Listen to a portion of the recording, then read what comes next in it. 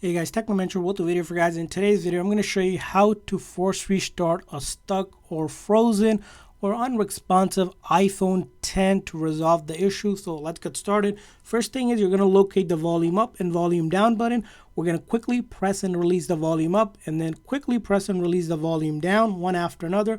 And then hold on to this big side button until the screen goes completely black and you see the Apple logo appear. At that time, you'll let go of that side button. So it's going to be volume up, quickly press and release the volume down, and then hold on to that side button just like that. And you might need to do it a few times to get the hang of it.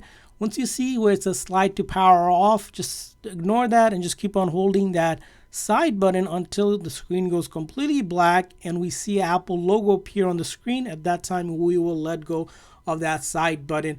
Again, this process is known as a forced restart, which basically shuts down the phone software and then reloads the code to resolve any software or hardware related issues, especially if your phone is stuck, frozen, unresponsive, the touch isn't working, the screen isn't working. You want to do this, and this method is completely safe, will not delete any of your personal data. So all of your photos, videos, apps, document, everything will still be on your phone. You don't have to worry about it, and you can do it as many times as you need to resolve the problem. Just simply press and release the volume up, press and release the volume down, and then hold on to that side button. As you can see here, I'm doing it for the second time just to show you just simple step that can fix a lot of issues on your iPhone 10 or any iPhone with the full screen here. And this is Apple's #1 troubleshooting step when it comes to resolving issues.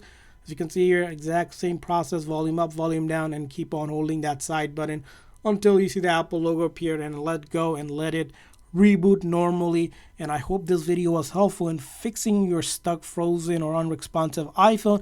If so, please do consider hitting the like and subscribe button for more tips and tricks for your iPhone and other iOS devices. See you guys next time.